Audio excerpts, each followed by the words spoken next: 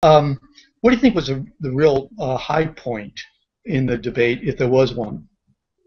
I don't know if there's a high point per se. I'll tell you the biggest surprise to me, I thought, that when the question was asked about do you support medicinal marijuana for medical purposes, and you know, you look at polls, and even the most conservative states, most people say, look, if someone's dying and they're really massive pain, I want to regulate it, but I'll support that. Cassidy, the Republican conservative, said he was for it.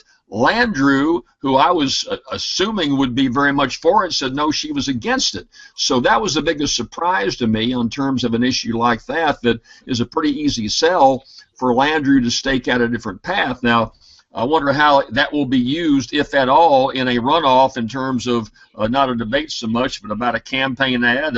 I mean, is Cassidy for drugs? I would, if I were the Republicans, I'd try to use that through social media and go after younger people against Landrieu and find some clever ad to use that for. So, in any event, that was the biggest surprise to me tonight.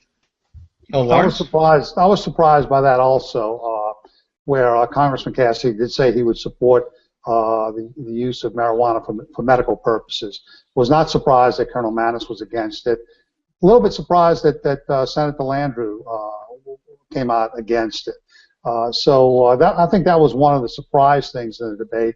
I thought the put the candidates on the spot question of the night was asking the candidates to rate Governor Jindal and President Obama. I just thought that was an interesting thing, and obviously the candidates thought it was an interesting question to ask by their reaction to the questions when they all broke out laughing. Right. No and no, right? No and no, right. Yes. I mean, that was a great answer.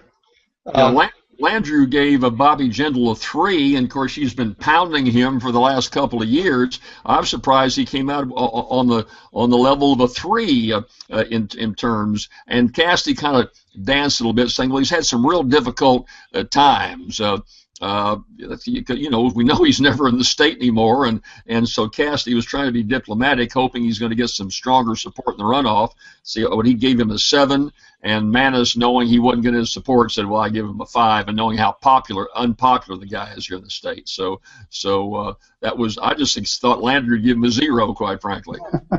I would have thought that too.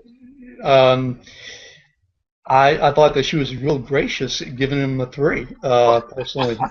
Right. I mean, really, I honestly, that was a good question. I definitely believe it was a good question.